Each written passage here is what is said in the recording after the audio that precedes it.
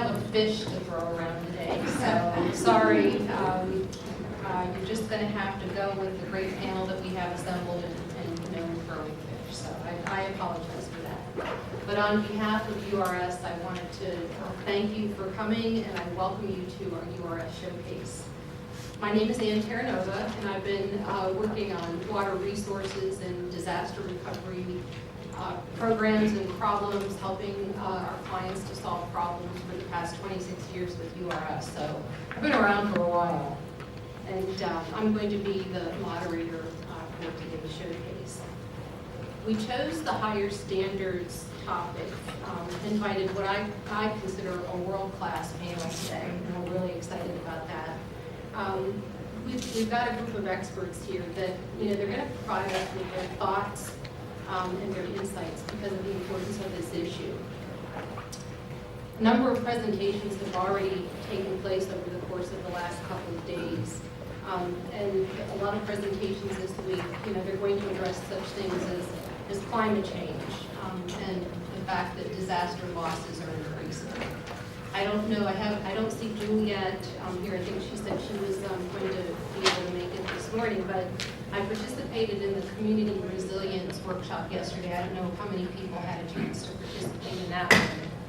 But one of the statistics that they quoted was the fact that the numbers as far as flood loss is concerned, it's increasing.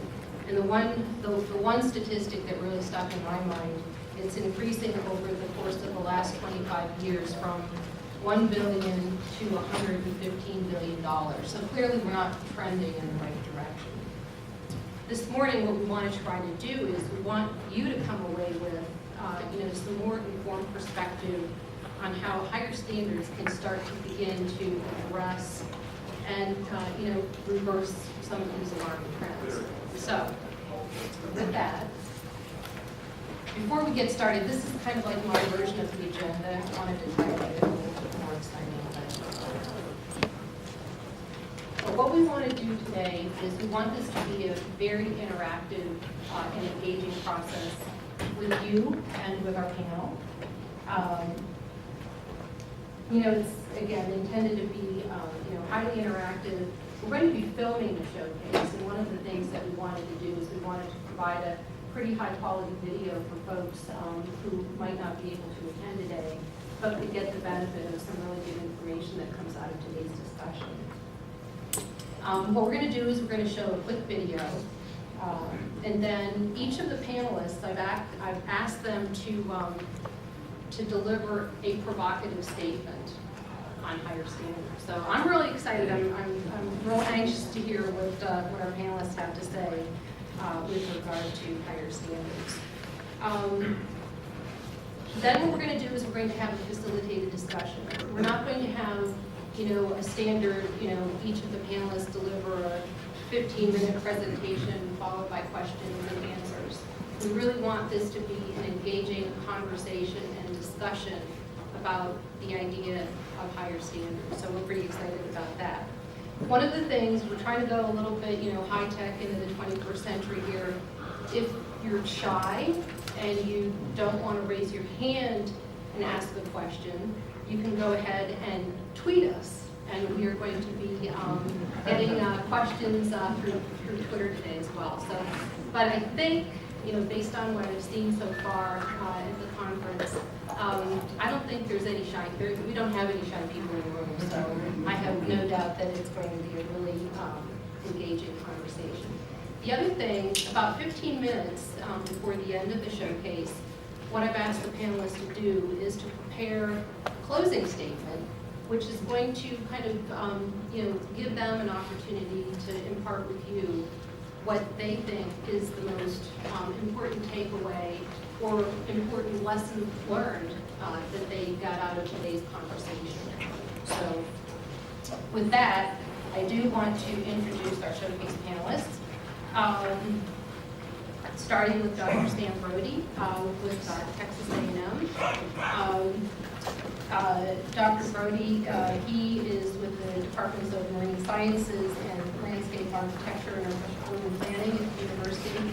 And I apologize to the panelists if I don't get all the details, but when you do your opening statements, if there's any part that I missed out, please, feel free to plug the holes. So, followed by Dennis Dixon. He's with Pierce County, Washington Surface Water Management. Dennis has some pretty interesting thoughts on the community rating system and how that kind of ties into the idea of higher standards. And I apologize, Dennis, if I might have stolen your thunder a little bit. Dennis obviously is local to the state of Washington. And I think we really want to thank you for the great weather we've been having this week, and we'll continue to have so. Thank you, Dennis. It rains every other day, so. Very good. John and Gary Giola, he's a senior Kevin, yeah. I have it all alphabetical here. So Kevin is floodplain administrator with the city of Austin. So he's boots on the ground, who's going to be able to offer some really great perspective on what higher standards means to the local community. John Garagiola. John is senior engineer with FEMA's building sciences branch, excuse me. And he's been doing a lot of work with codes, and I'm sure we're going to probably hear a little bit from John today as it relates to codes and how that affects the idea of higher standards. Mr. Dave Sterrett, he's also with FEMA, and he's the floodplain management branch manager, or chief, excuse me, for FEMA at headquarters. So I think Dave has been a very strong advocate for higher standards, and we've been doing a lot of work with Dave, and I think he's going to have some very interesting things to say.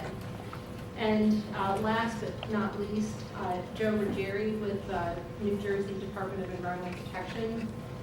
He's with the NFIP, the Floodplain Management Coordinator's Office with the state of New Jersey. The fact that I think every impacts associated with Hurricane Sandy, Joe has been in the trenches working in New Jersey. So I think he's going to have some really good perspective on how that is going to, how higher standards, could maybe have helped folks in. But again, one of the things that we wanted to emphasize, your questions or your statements, your thoughts, no question is too tough or too challenging. Let it out. I think there's going to be some maybe provocative things that are discussed this morning. So what I want to do is to start, we had the good fortune of preparing a video for Dave Sterrett with the Floodplain Management Branch. And what I wanted to do, it's a short video, it's only like 4 minutes. So I want to go ahead and show that video, and that's going to maybe provide a little bit of a backdrop for our conversation this morning. So with that, I'm going to attempt technology here.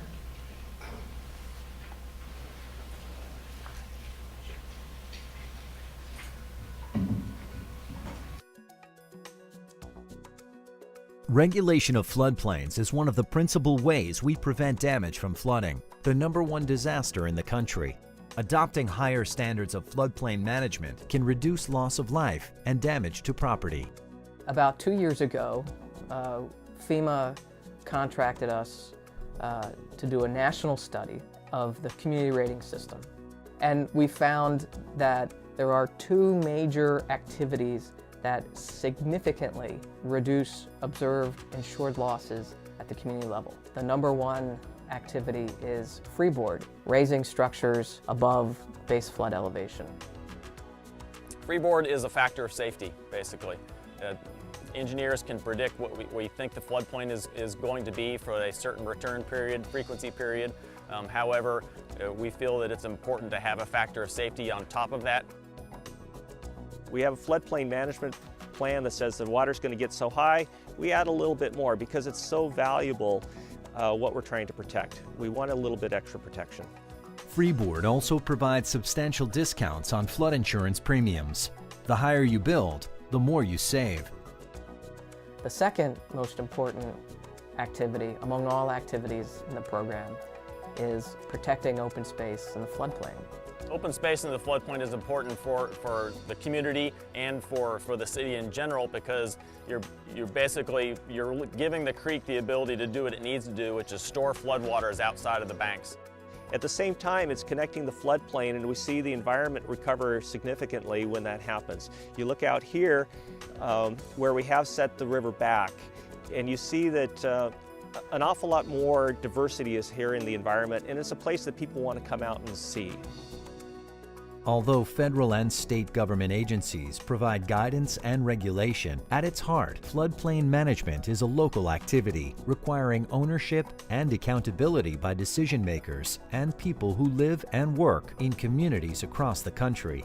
I think it's very important for the local government to be making the management decisions versus direction from the federal government or state, because we're out here and we can see where we value particular sites. As far as the floodplain management within the city of Austin, because of the flood risk that we have here, because of the type of flooding that we have, it's important for the city to be involved in order to educate the residents, in order to participate in flood control projects to protect our community. In addition to saving lives and reducing damage from floods, higher standards can provide discounts on flood insurance through the community rating system. We found that communities that participated in the community rating system experienced less than half of the insured flood damages. So all signals point to the fact that the CRS program makes a big difference. Adopting higher standards lowers the cost of flooding, whether those costs are financial, structural, or personal. And so that resiliency that we have by placing people and businesses in a safe place to start with, and those places that are on the margins to try to put controls in place to help manage the river and also manage development, so that we can have an environment that people want to live in, a place where we can come out to the river and enjoy it, but also at the same time it doesn't become a threat to life and property. For more information about floodplain management and higher standards, please visit fema.gov/floodplain management.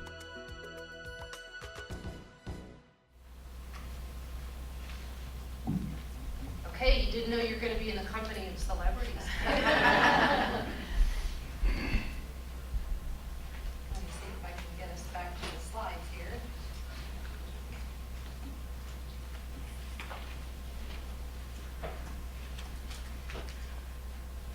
There we go. All right, so now this is what you've all come for. I would like to invite Dennis to be our opener, to provide us with your food for thought statement as it relates to higher standards. So I'm going to turn the floor over to you, Dennis. All right. Well, welcome to Seattle and Washington State. You saw a beautiful picture on our other sunny day with Mount Rainier in the background. Mount Rainier is in Pierce County, so if you're just trying to figure out where you are in the world, we're here in King County right now. So Pierce County is just to the south. We have Mount Rainier. And we also have Puget Sound, so with a very short distance, we go from 14,000 feet to sea level. And so that's unique for most of you coming from around the country to deal with those options. Because of that, and because of the unique terrain, we do have options in Pierce County. And we're able to have a number of higher standards because we have places for people not to be. So one of our first rules is that we try to keep people out of the floodplain if they have an option not to be in it. We've also expanded our floodway. We've identified areas with deep and fast flowing water. We call it a floodway. We've identified areas with channel migration. We call it a floodway. And we treat it very similar to any other floodway of preventing development in those areas. All of this in our very comprehensive flood program has benefited us in the CRS program. Pierce County is a Class 2 community within CRS, along with King County here that we're in. We're one of only 2 counties in the nation with that status. And sometimes that gets looked on as, hey, you guys are driving higher regulatory standards, you're doing these things just to have the CRS status to get those, that 40% discount on flood insurance. And I must say that's a bit of a misnomer. When we start looking at our CRS program and how these things are evaluated, what we found was within the higher standards classification of CRS, only about a third of our points come from the 430 section on higher regulatory standards. But when you take a close look at where the points actually come from, half of those points, or a third of those points, are coming from an open space requirement, which is governed by some state laws on growth management. More points are coming from I-codes, which is just another part of our state building standards. When you look at where we actually have discretionary higher regulatory standards in the county, we find that only about 450 of those points, of our 4,000 points in the CRS program, are actually the higher regulatory standards that the county has implemented. So just a little over 10% of our points are coming from the higher regulatory standards that we're really putting into place. And so it begs the question, is CRS undercutting us for this? Are we not recognizing the benefit of the higher regulatory standards? Are we not getting enough credit for that for other communities? We have a very robust program, and so we're able to score well in CRS, but it takes an awful lot of work versus having higher regulatory standards given more credit so other communities could get more credit for what they're doing. I think is an important part of looking at the whole function of CRS, because when we build a building, now we're obligated to keep that building and protect it for maybe 100 years or more. So that decision we make for higher regs, putting it in the right place to begin with, building it at the right elevation to begin with, is going to live with us for a long time. Great. Thank you, Dennis. I'd like to turn things over to Dr. Brody. Dr. Brody has been doing a lot of research with respect to CRS and the efficacy of reducing flood loss. So, Dr. Brody, if you could go ahead and let us know your thoughts. First, thanks for having me here today. Coming from Texas, I forgot what a hill looked like. Topography, trees, clean air. I've been lucky in that over the last 10 years, with funding from the National Science Foundation, FEMA, and other organizations, we've been able to research from a national perspective the effectiveness of the community rating system and other similar programs. And so it kind of gave us, I take much more of a broad scale approach than Dennis. And we learned a lot. The 2 points I made in that embarrassing video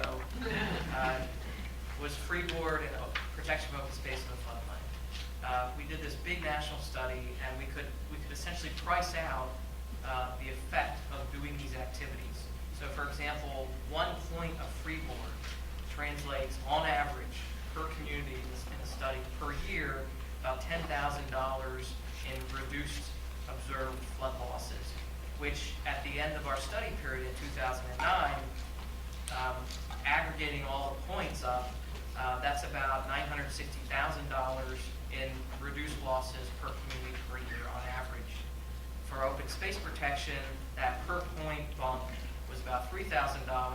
The aggregate points at 2009 translated across the nation to about $470,000 on average per community in reduced losses. So these are big numbers, and those two mitigation techniques I call avoidance. One, the first freeboard is essentially vertical avoidance, right? You're lifting yourself above the floodplain. Open space protection is horizontal avoidance.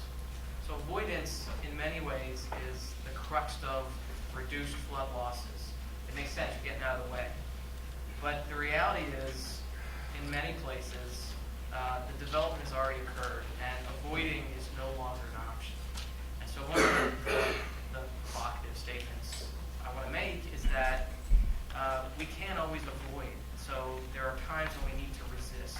And it's really going to be the combination, the hybrid of those 2 approaches at a regional level that's going to give us the best bang for the buck. We recently have a new project with FEMA. We're going to take a step back and we're going to look across the nation. What's the value of being in the CRS program versus not being in the CRS program? And we're valuing every NFIP community in the country to do that in a way that can be published and reviewed and meets all the scientific standards.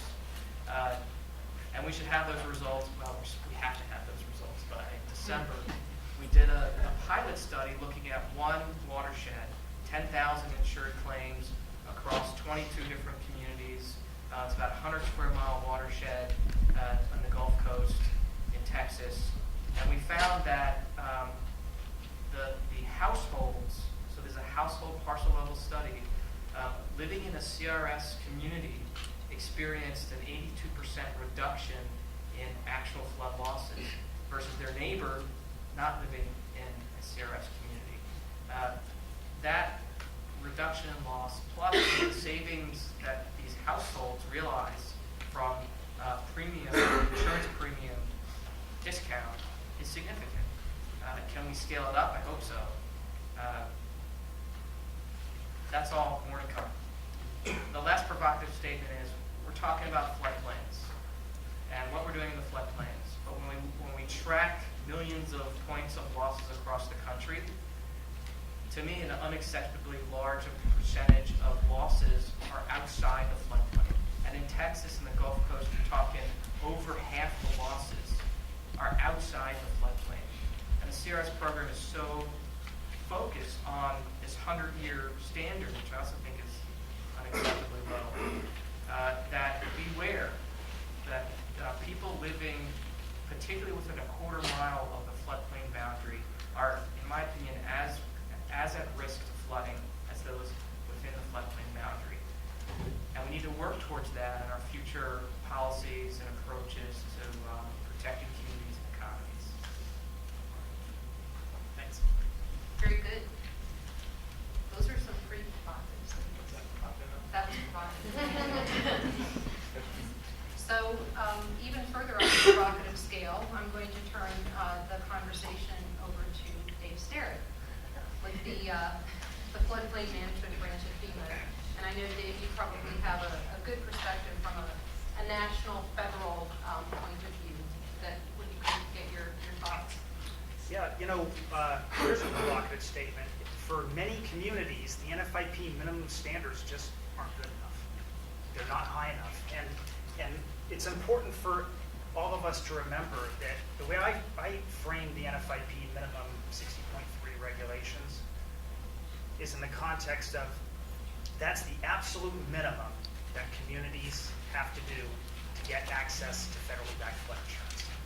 That's what it is.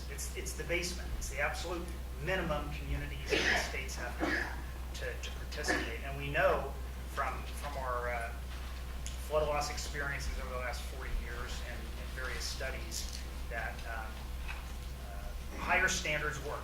Now, you'll hear we're kind of pushing higher standards here. Many communities and states are already doing this. I was talking to Chad Berginnis a couple weeks ago. There's 26 states have some form of a freeboard requirement.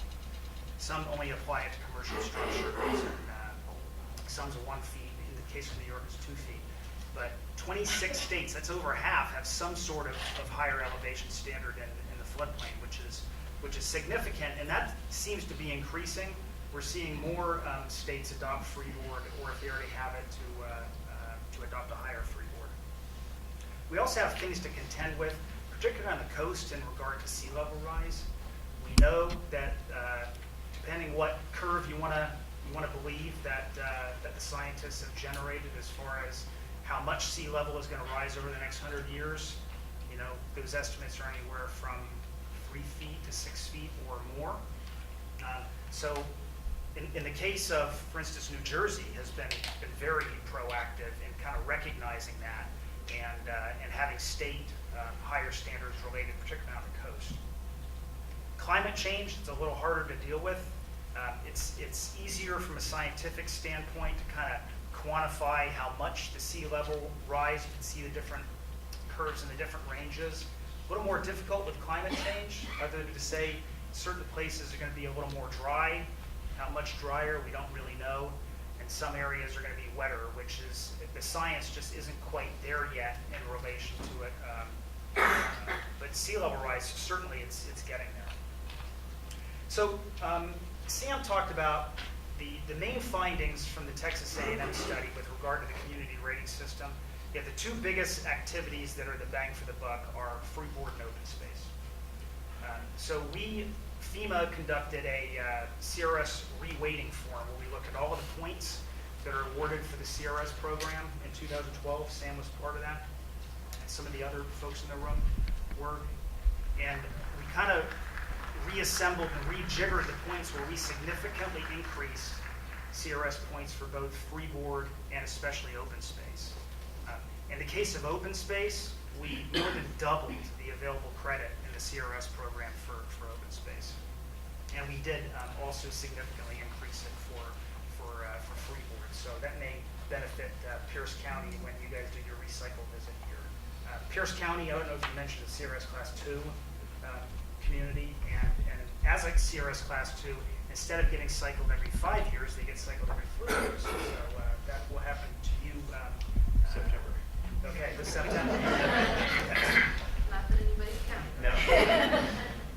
So, recognizing that for a lot of communities, the minimums just really are not good enough. It's just the minimum to get access to federally backed flood insurance. What we've embarked on and started at headquarters for really the first time from a risk reduction and floodplain management standpoint is really starting a campaign to encourage communities to adopt higher regulatory standards. There's been some stuff, on the Flood Smart website that explains about how higher standards can affect your flood insurance premiums. But we really haven't generated materials and a campaign at the national level to encourage communities to go above and beyond. What we plan to do is take these materials and leverage the risk map process that many communities are going to be going through and put this information and materials in front of them to do a couple things. If they don't already have higher standards, to encourage them to adopt those higher standards. It's amazing that most folks don't understand that the higher you build, the lower your flood insurance premiums are.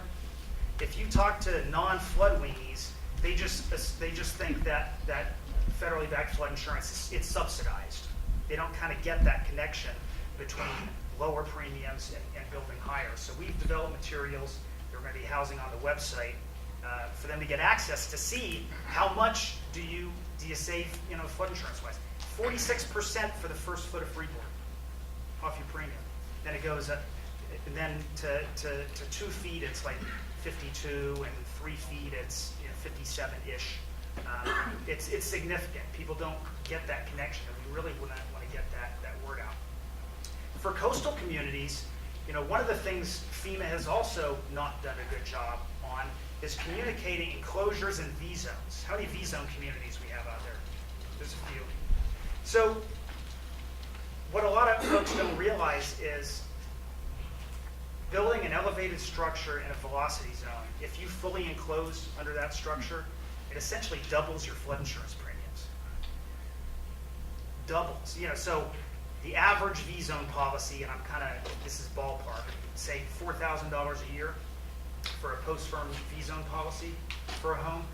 You enclose underneath that, it's going to double the flood insurance premium.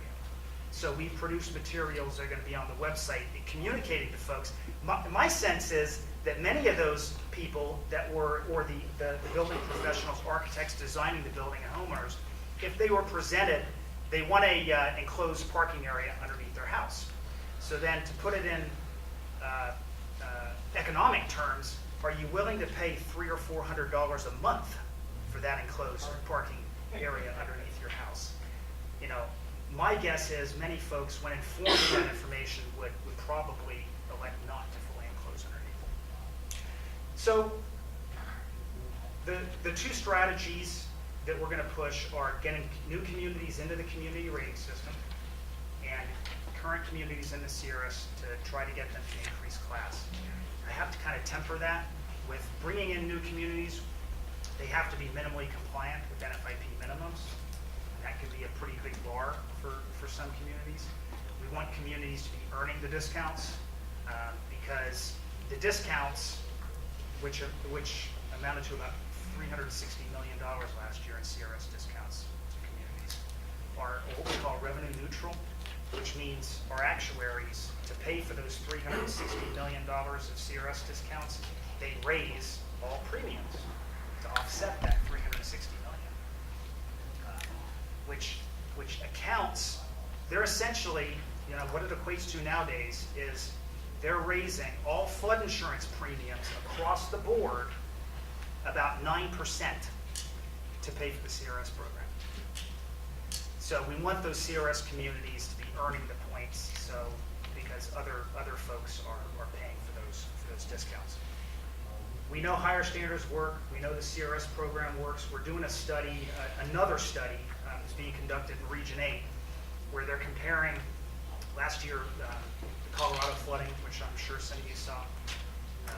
We have Fort Collins, Colorado, CRS Class 4, very proactive, engaged community that over a long period of time has done a very good job managing their floodplains.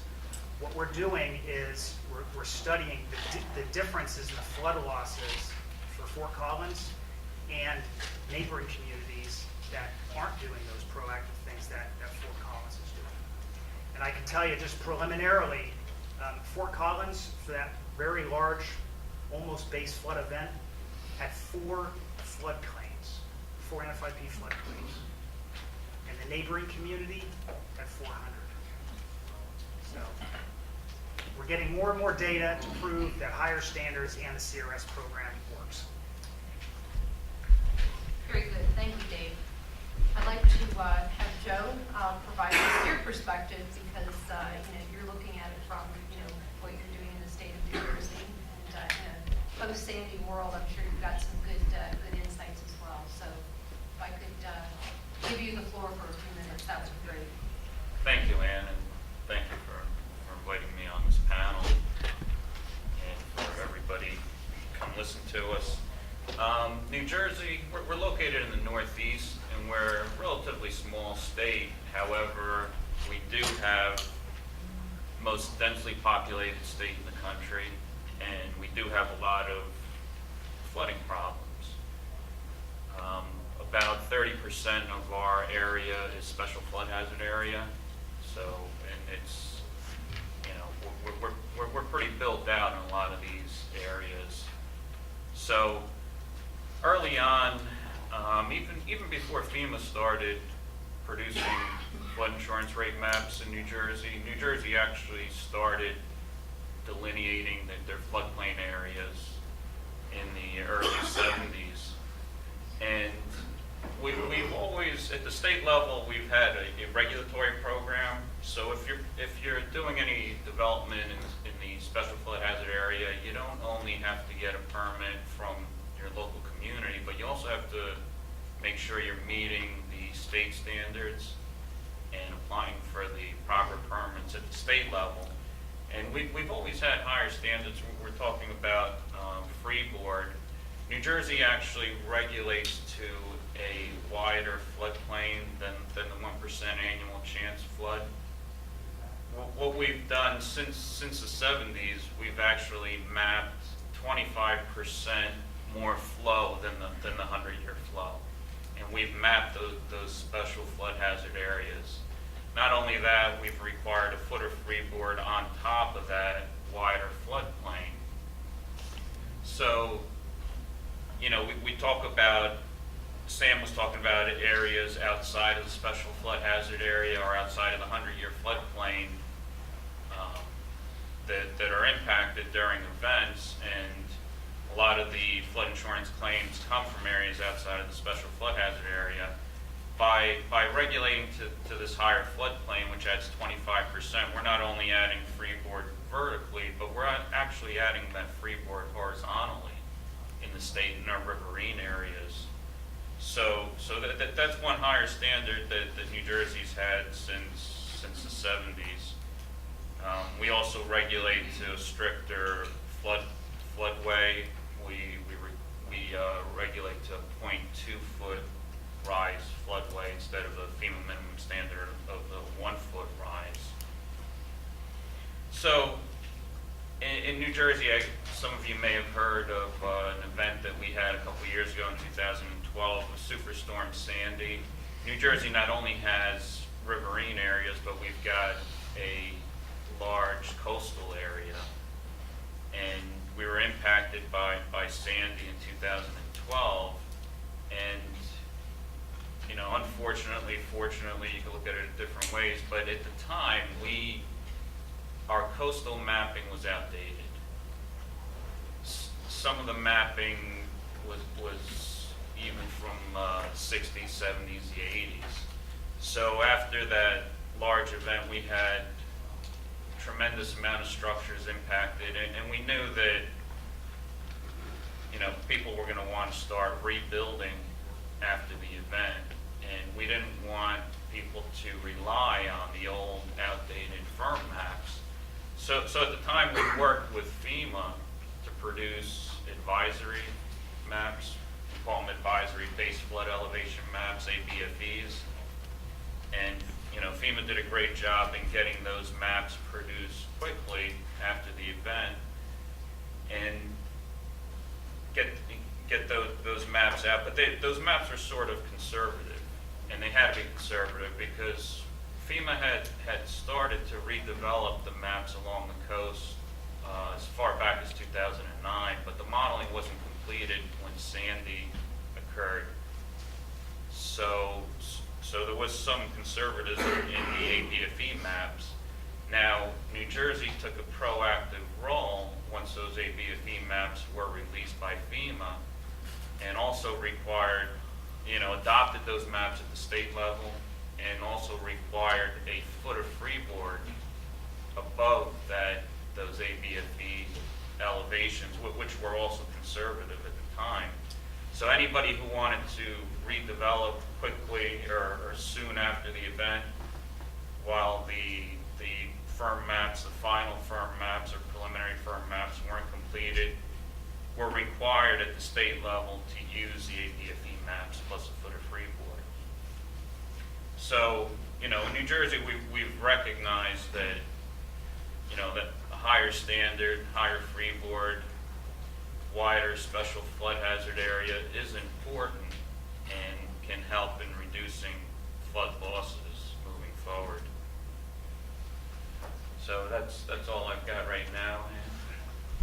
That's all you've got right now, Joe, but I think, you know, based on some of your experiences, I'm sure we'll get more out of you here in just a minute.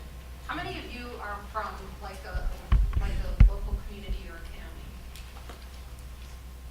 Okay, that's good, because now we have Kevin up, who is going to be you know, giving us his insights from the local community perspective from the city of Austin, Texas. So, Kevin, if I could get you to say a few words. How many do you want?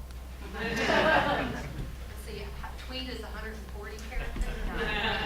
Thanks, Ann.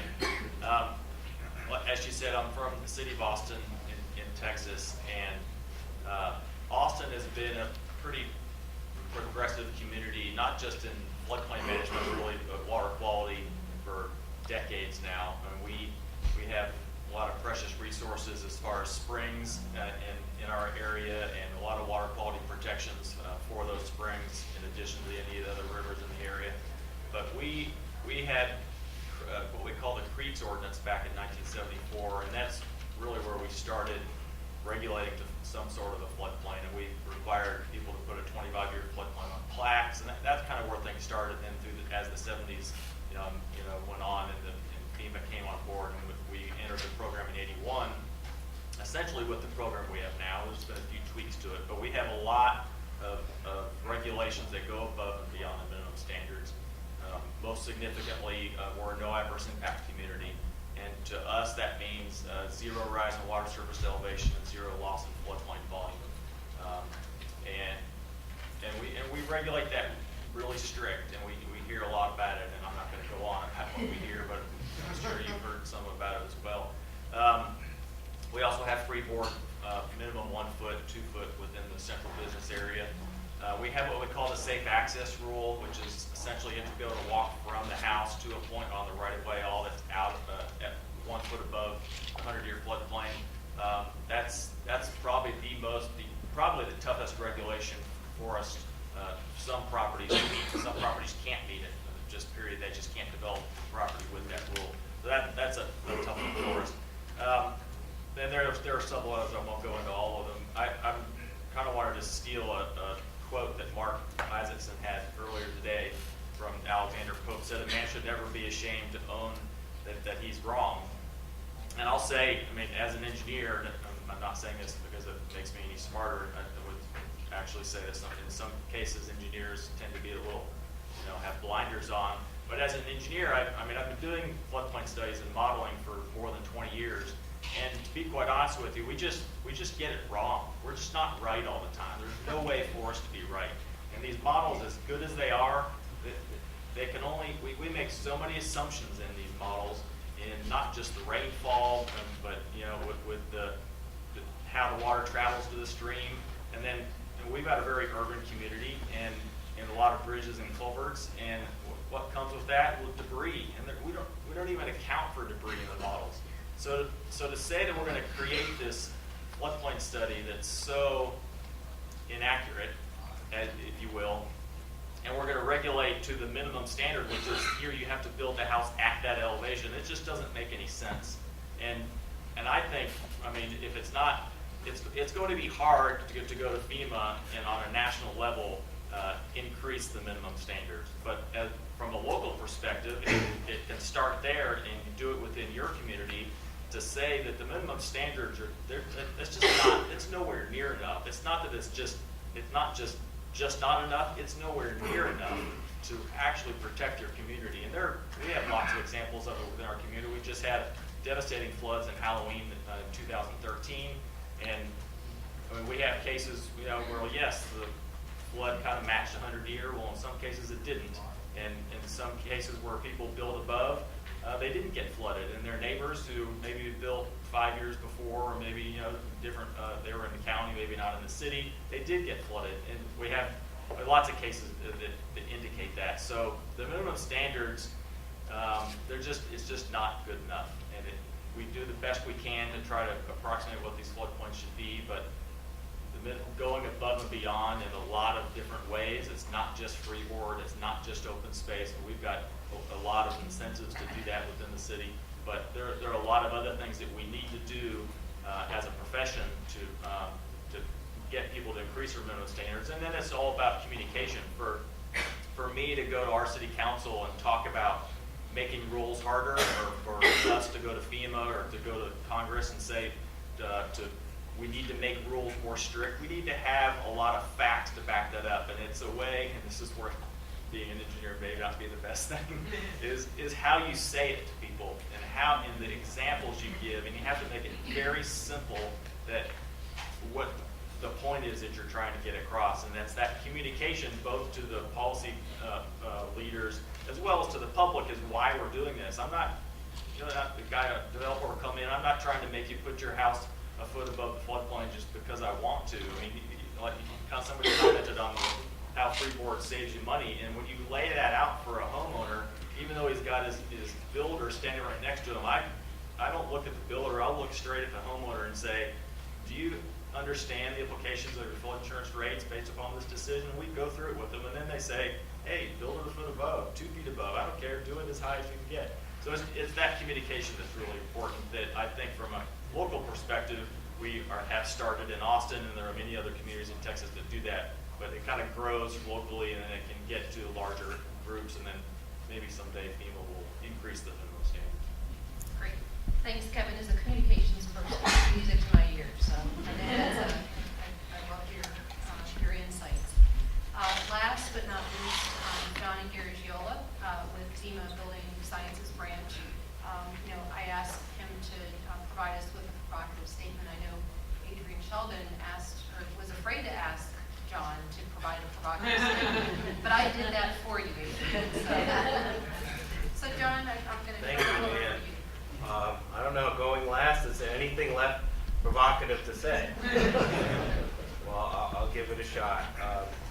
What we saw in the video, we heard here some opening remarks on, we're looking at higher standards.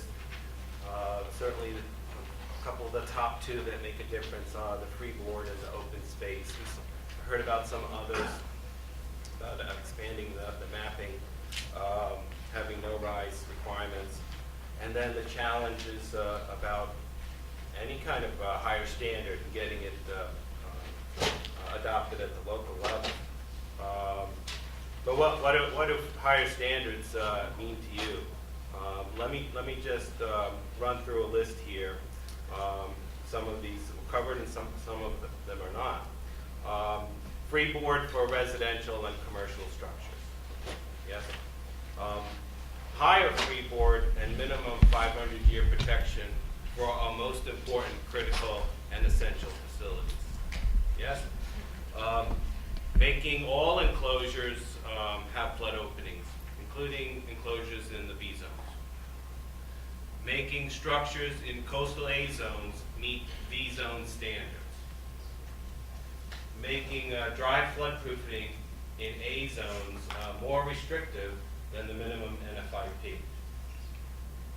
Not allowing dry floodproofing of non-residential structures in coastal A zones. Keeping structures out of our highest flood risk areas.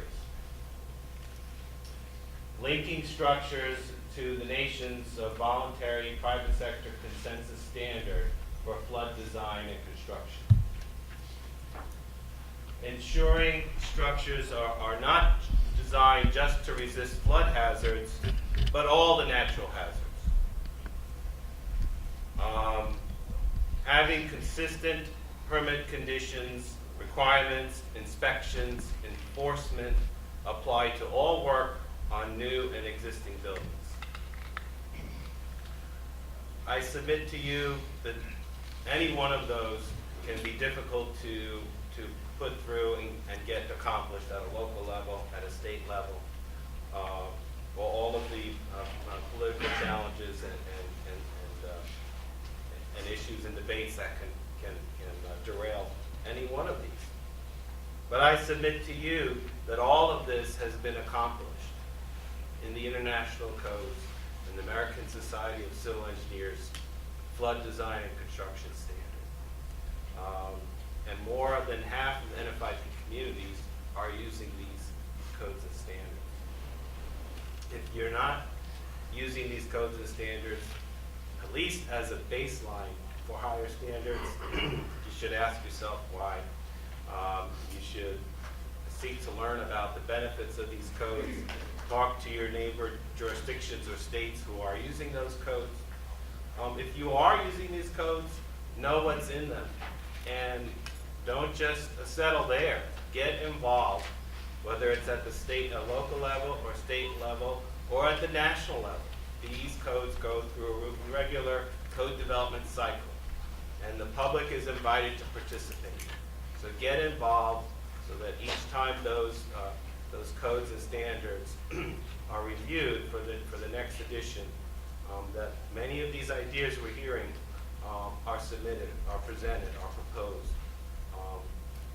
And over time, we'll see even more benefits of increasing our nation's codes and standards. And don't wait for the next disaster to consider, are our codes and standards good enough? Because when FEMA and the federal government come in and they look at what codes and standards you have in place, more than likely that's all you're going to get if you have older codes, inferior codes, in terms of reimbursement, in terms of building back higher and stronger.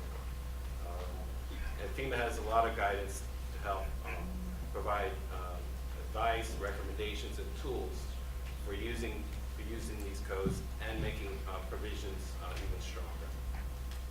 So that's my challenge. Great, thank you, John. All right, inquiring minds need to know. Let's talk higher standards. So is there any points that one of our panelists made that you strongly agree with or take exception to? Anything? John? I think Kevin kind of hit the nail on the head with the maps aren't worth the used tissue paper they're made out of. The problem with the system is that this is we're supposed to be protecting people from risk, yet we're not even willing to actually map the risk. The 100-year floodplain is a joke. That's not where the water goes. That's a 100-year floodplain is based on statistics that are inadequate because you need 900 years worth of data to be statistically significant data set. What we should be mapping, what we should be looking at is the actual risk area for riverine system. That's going to be the geologic floodplain. That's where the water's been active for the last 20,000 years or so. For coastal areas, it's the storm bench. That's where the coastal storms have been causing problems. Then we can start using our modeling to try to come up with zones of risk inside of there. But until we're willing to recognize not only that floodplain, that the risk is much greater than the 100-year event, and until we're willing to recognize that these systems are in fact dynamic systems and not static systems as we treat them, higher standards aren't going to help much because we're chasing the dog. We're not leading it. Reaction on the part of the panel. Anybody have any thoughts to provide for John? Agree, disagree? I agree. Two problems. We treat this floodplain, inaccurate floodplain line as dichotomous. So if you're a foot out or 100 miles out, you're treated the same way. I think that's a disservice to residents in the community. And the second is, until we can lower our risk tolerance as a nation, we're never going to get there. So a 100-year storm is inadequate as a risk threshold. So I was in the Netherlands last summer, did a lot of work there. Do you want to know what their risk threshold is? It ranges. So they've got a range wisely. So at the coast, where they bake in assets and people, and where they have the most to lose, their threshold is 10,000 years storm. The lowest they go, inland where no one's living, is 1,250 year storm. And that's actually the inland areas we did calculate very much the same way. As a nation, we're very, certainly in Texas, we're very risk tolerant. And I think that's part of it, part of this discussion that needs to be addressed. So, I think we as a community do ourselves a disservice by referring to them as flood maps. They're not flood maps. In fact, if you look at the panels, they don't purport to be flood maps. They're called flood insurance rate maps. So it attempts, as Kevin said, to depict the 1% annual chance flood. And there's constraints on that too, because we don't map watersheds more than less than 1 square mile, and we don't take into consideration stormwater management issues. Basically, it depicts a special flood hazard area that the federal government delineates and is willing to write flood insurance based on that 1%. They're not flood maps. They're flood insurance rate maps. That's true in most of the country, but I have 10 counties in rural Wisconsin where they still have flood hazard boundary maps, where we say this is the edge of the flood hazard. We know it's not true. We also know, based on current, budgeting, they may never get updated maps. And I know Minnesota, the northern third of Minnesota, there's many rural areas. Not a lot of people, not a lot of structures, but we're having a national conversation, and we can't forget about those folks either. They still have those old, really bad maps. Several hundred flood insurance rate maps out there.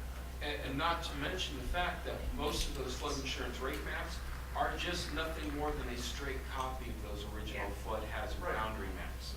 So, just because we change the name doesn't change the meaning. But just to go back to your first, I agree that I hit it on the head. I just wanted to say it. But to think about, we talk about, let's just take freeboard as one example.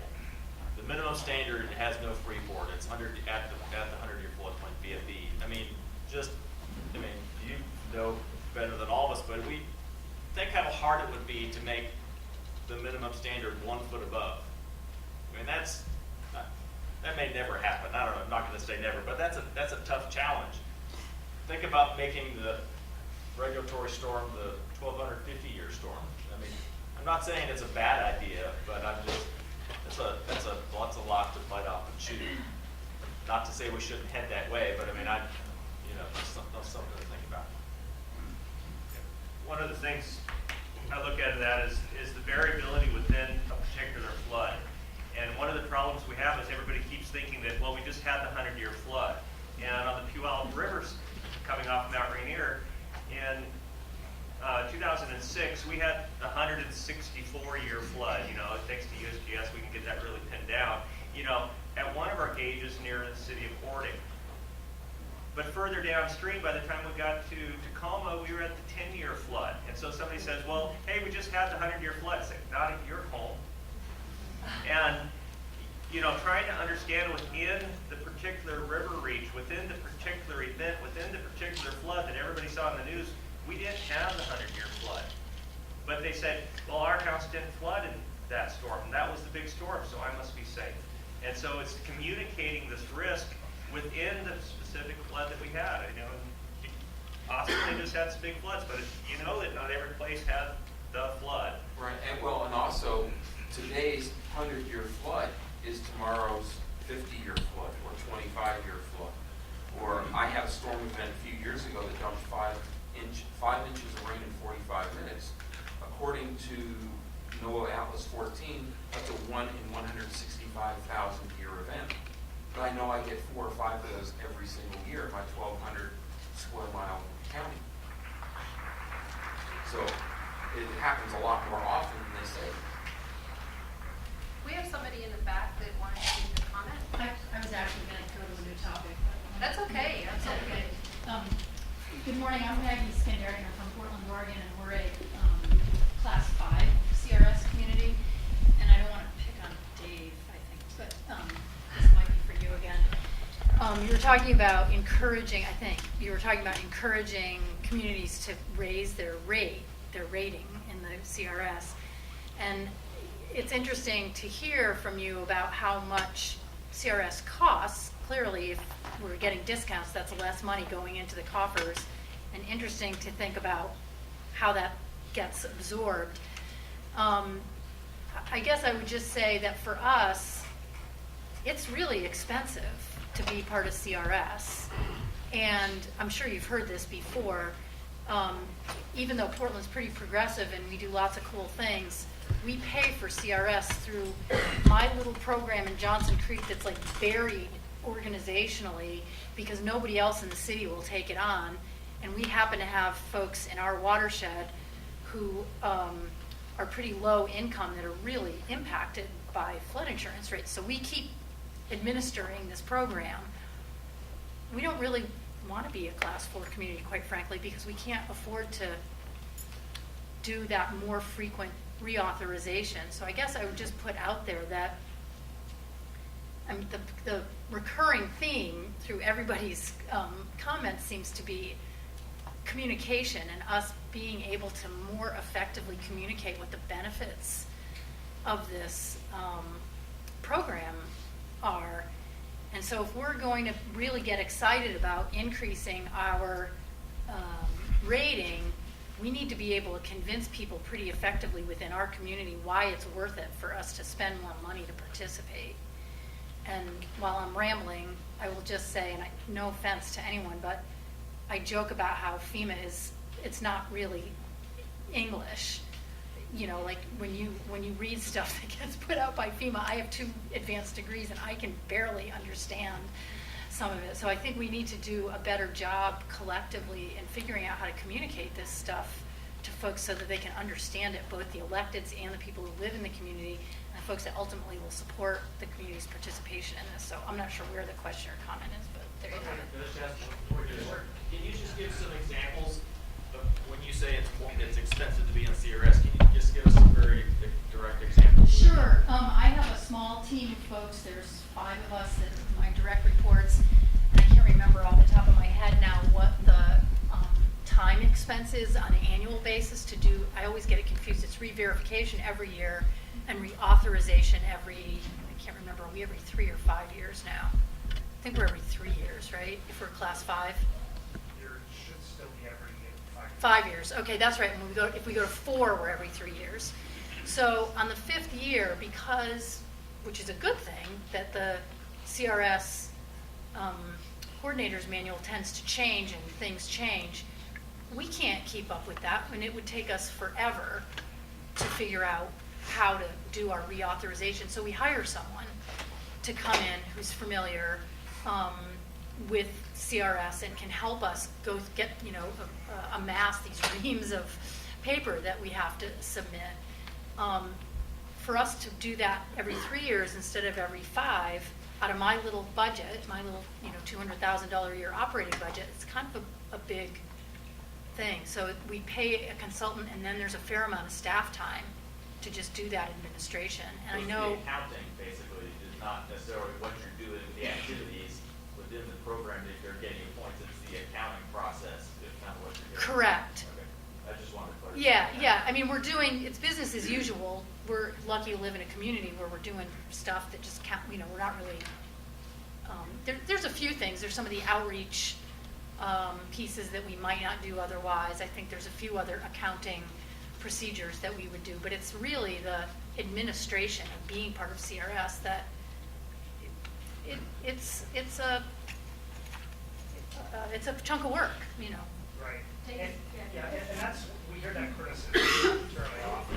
And, the communities have to spend a lot of time and effort to administer the CRS program, but they, at least the way they look at it, they don't see any direct benefit from that, because the benefit goes to the individual policyholders through their insurance that they don't see and engage in.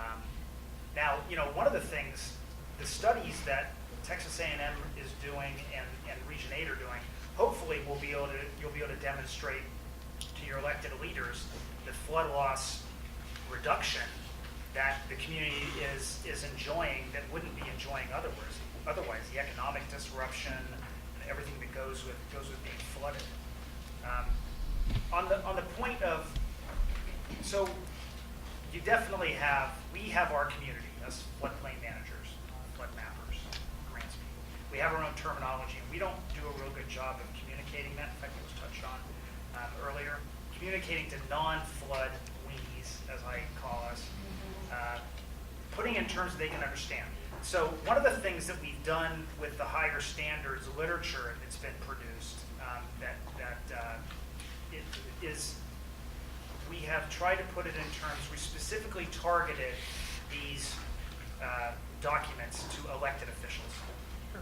Okay? Because we spend a lot of time doing a fairly good job, although some of you may disagree, of preaching to the choir, but the choir really doesn't need convincing. And how many elected leaders do we have here in the room? Those are the decision makers, right?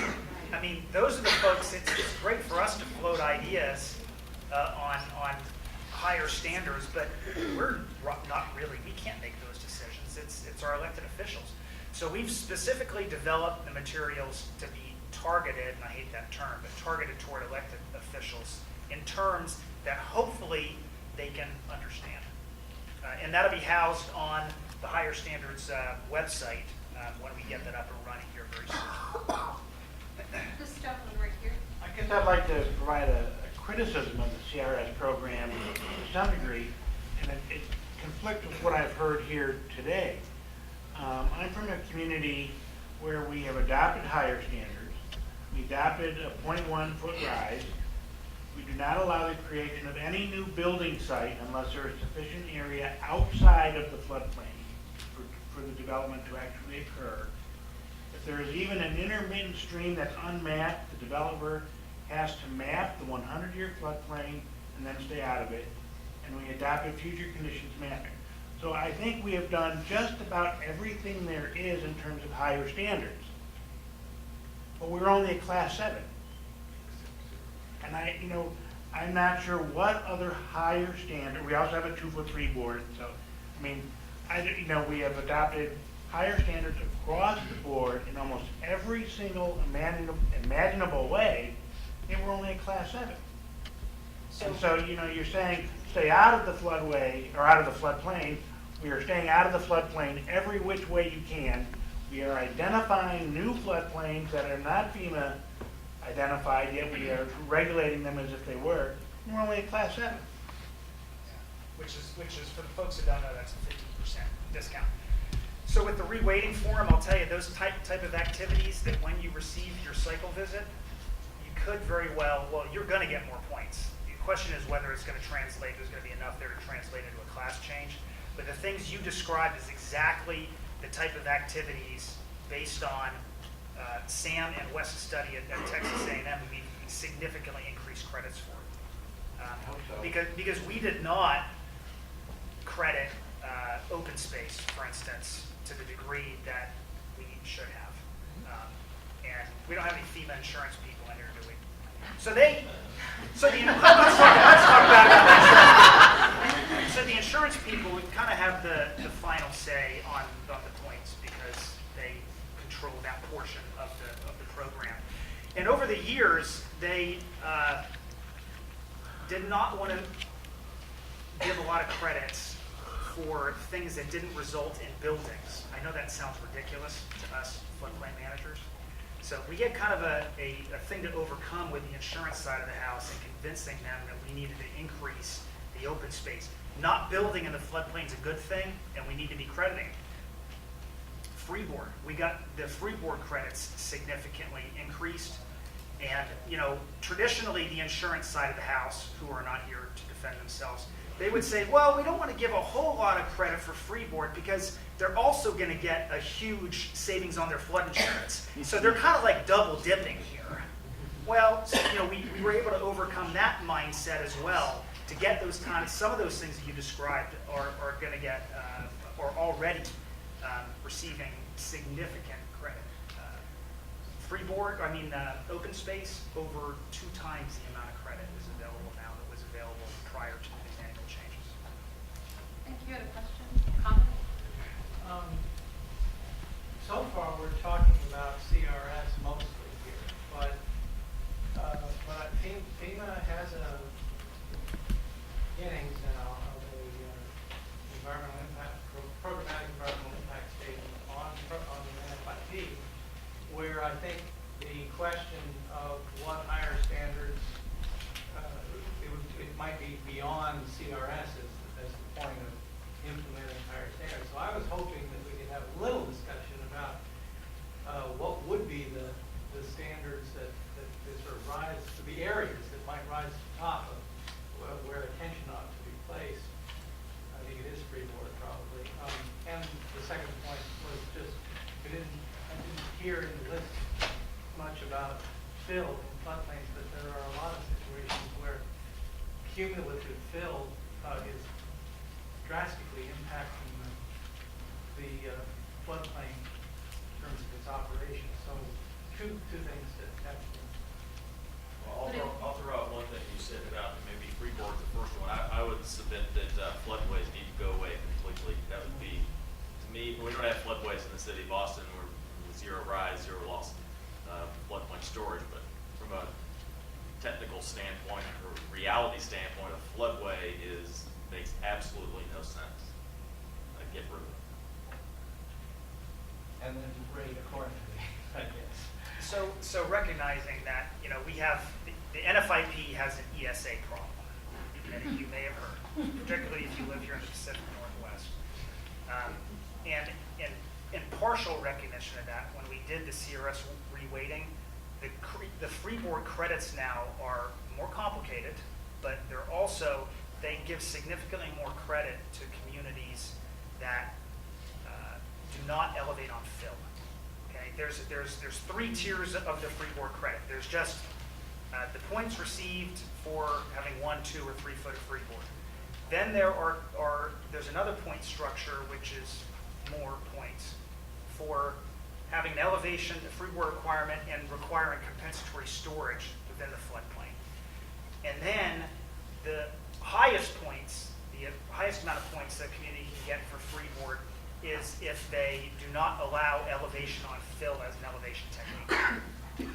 So we're trying to incentivize that behavior, recognizing that fill, many would argue, degrades the natural and beneficial functions of floodplains. This individual right here, I think you had your hand up. Hi, Des Companion, Sarasota County, Florida. I've been a full-time CRS coordinator since 2004 for Sarasota. And I think a very important point you meant is the communications. And I absolutely empathize with anyone trying to wear a CRS hat as a 5% of their job. Our community is about 400,000, and I think the CRS point is all about the communication. taking the time to explain its complexities. Also, the state of Florida recently hired a state CRS coordinator, Bill Coons, who was our second in command of emergency management. So I'm really looking forward to that because of the disconnect between emergency managers and our flood issues, and he used to be an emergency manager. I'm just very excited. I've had many people ask me for my job description so that they could copy. I like the one with the carrot wrapped on a guy's head going against a brick wall. That's the best description. But getting back to Dr. Birdie, when you spoke, you talked about, you used the term resist. And I wondered if you could elaborate on that a little bit. Yeah, that's a kind of a sticky subject. I'm usually considered a non-structural guy, trained as a planner, but I've come to believe, particularly on the coast, there comes a time where we can't avoid. It's just not feasible. Where I live in Texas, we're not going to pick up Texas City, which is the major petrochemical complex in the country, and move it 20 miles inland. There are important times to resist. My worry is the approach is misapplied. So in the Netherlands, I'm standing on this beautiful dune, natural system. I show pictures to my classes, like, that's what we need. We need just to get out of the way. Well, that's actually that's a surge barrier with a solid core. That message is mistranslated to New Orleans, where you've got a 35-foot prison wall, and behind that wall, you're out of the floodplain. We need to think about resistance in a comprehensive way, in a regional way, in a way that enables, if not enhances, natural functions, and not just crowd behind it and think we're safe, because clearly that doesn't work over time, but think about freeboard behind the barrier, or land use practices in conjunction with some systematic levee or surge barrier. So to me, resistance isn't necessarily just build a fortress. It's integrating it to the fabric of the community and the ecology and other mitigation activities that are taking place.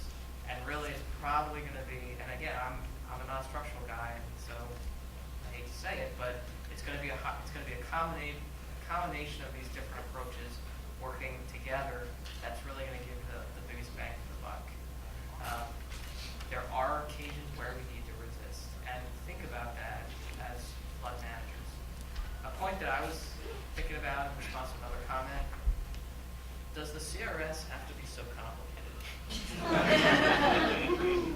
I mean, I've given a shot at reading the 400-page manual and contributed to it, but if we know what works and what doesn't, does it have to be so complicated and time-consuming? It's a brilliant system, by the way, but it's a burden. Right. So we get asked that a lot.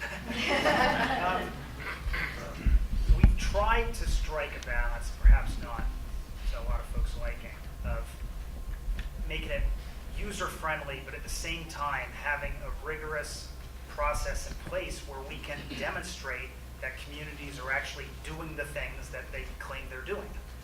And we have made it easier in the last several years. You know, for instance, if you're a community that's not in the CRS program and you're thinking about doing it, the current way to entice you to come in the program is an ISO specialist comes to visit you and has an interview with the community and essentially fills out most of the paperwork for them. Okay? But having said that, we got to strike this balance between justifying those $360 million in discounts that other policyholders are paying for, making sure that the communities receiving the credits are earning them. John, I think you had a comment. Yeah, just in the context of I'm hearing a lot of difficulties and struggles trying to get these higher standards implemented. And I would just reiterate, don't discount what you can achieve through the private sector voluntary consensus codes and standards. When we started this process, culminating with the 2000 international codes, the first nationally applicable disaster-resistant code, our goal was to have consistency with the minimum requirements of the NFIP. We wanted the codes to be a safe harbor for the NFIP. Well, we're 5 cycles into that code, and with each cycle, the codes have become stronger. So, and then the conversation changes because it's looked at a different way. It's not like, well, FEMA wants us to do this, or we can't get this higher standard in our local ordinance. It's not supported. The conversation has changed to the nation has spoken.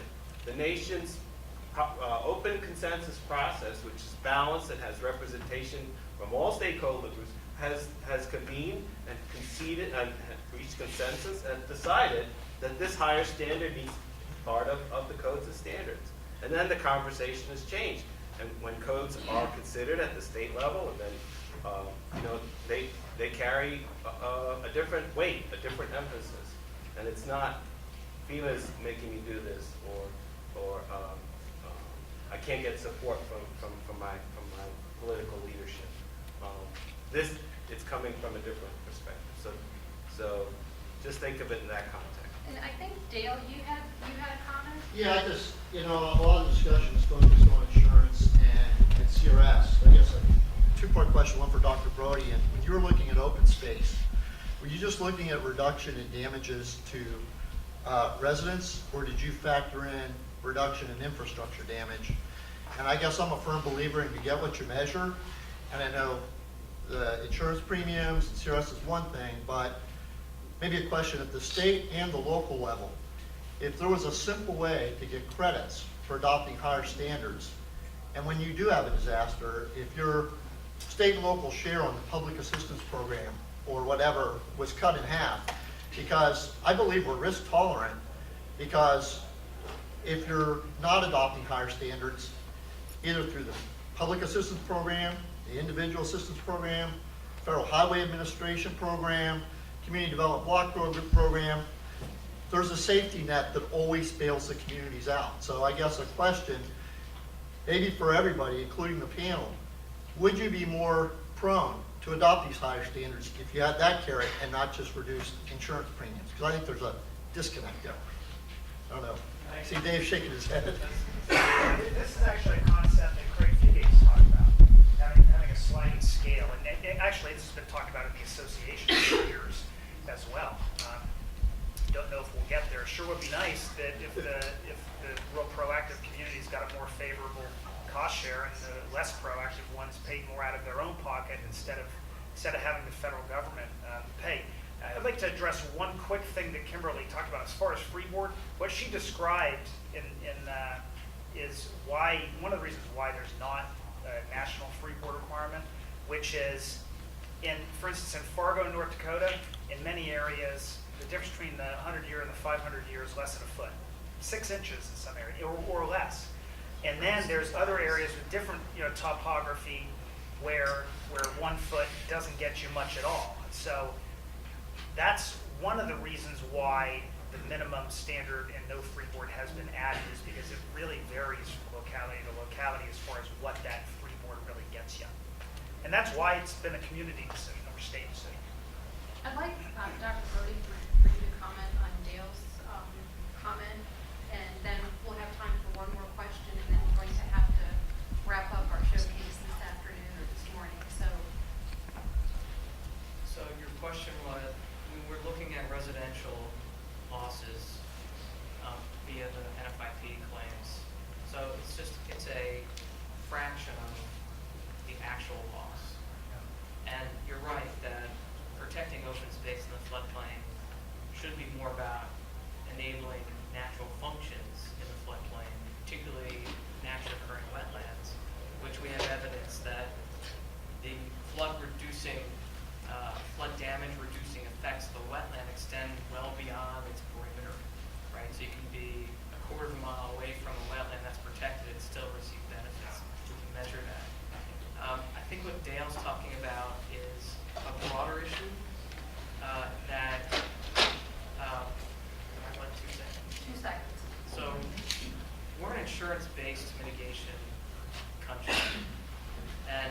think that alone sets us off the rails, right? We're about recovery via insurance, which means we're accepting failure. We're expecting a flood and then recover, which is absurd to many other societies.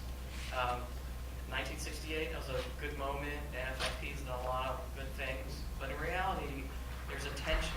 The CRS communities are a fraction, not most of the policies, but a fraction of all the communities in the country that are doing more protection-based approaches, free board, open space protection, other stuff. That's protection. There's a tension between that and insurance-based recovery, and it's probably not going to go away, right? The big fix is bigger waters, which is tinkering at the margins. But we need to recognize that there's an overwhelming incentive to develop in perverse places, not that kind of perverse places. Kind of like Provocateur.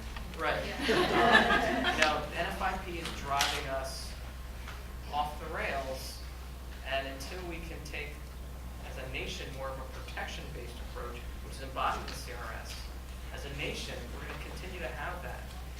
A lot of communities would say, well, why should we bother? We're going to get bailed out anyway. Flood damage should be considered a failure in the system. It should be avoided altogether. Other societies take that approach. Realistically, there's going to be flooding and flood damage, and there should be contingencies baked in to deal with that.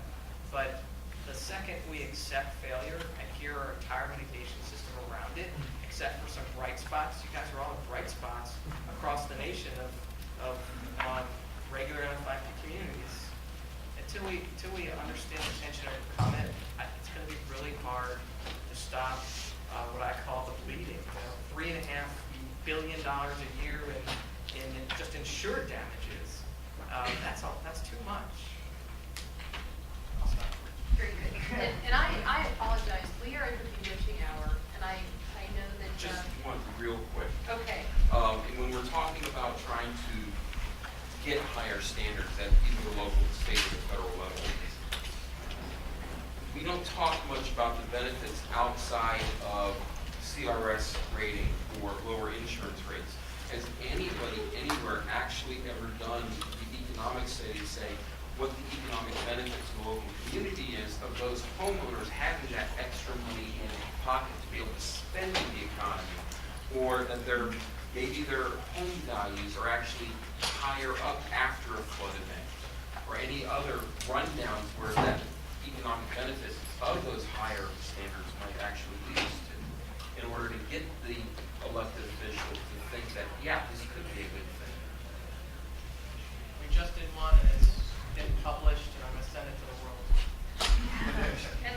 And we're working on one too. Again, not local, state, or federal, but the nation's codes and standards. A losses avoided study based on the benefits achieved derived from adopting and enforcing the international codes. So look for that in the future, and I'll send it to everybody. Great. Great note to end on. I wanted to thank everybody for your participation this morning, now afternoon. And I really wanted to give the panelists a great round of applause.